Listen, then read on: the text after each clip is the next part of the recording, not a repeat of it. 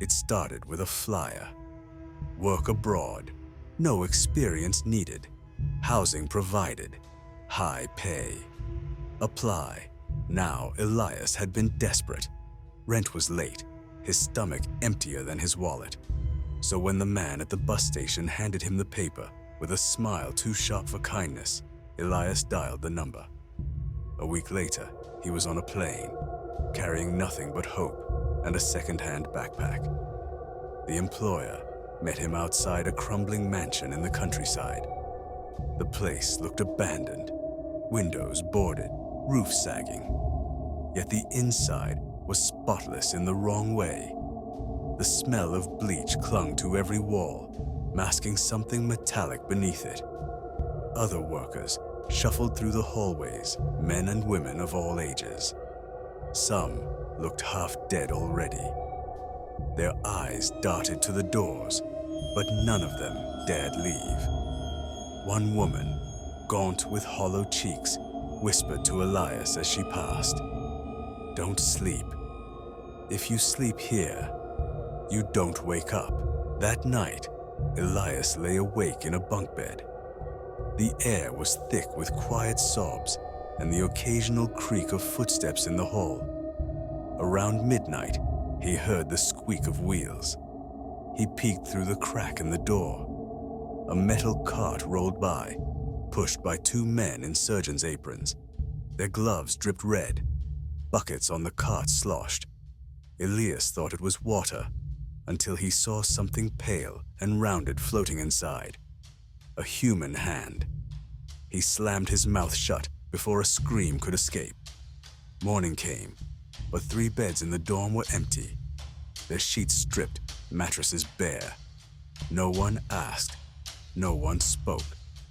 By the 3rd night, Elias knew he had to leave. But every door he tried was chained shut, every window nailed from the outside. The building wasn't just a workplace. It was a trap.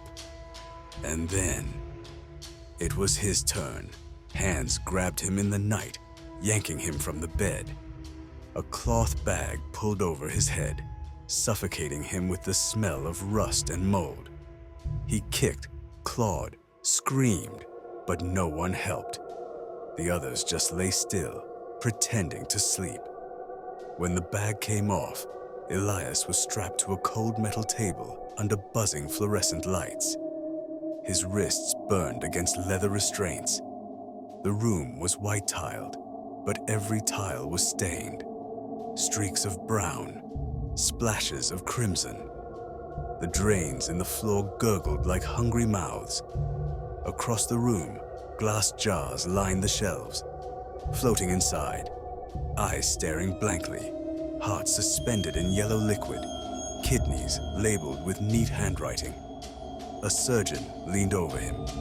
His mask was soaked through at the mouth, red blooming where fabric touched skin. When he pulled it down to speak, his teeth were too white, his smile too wide.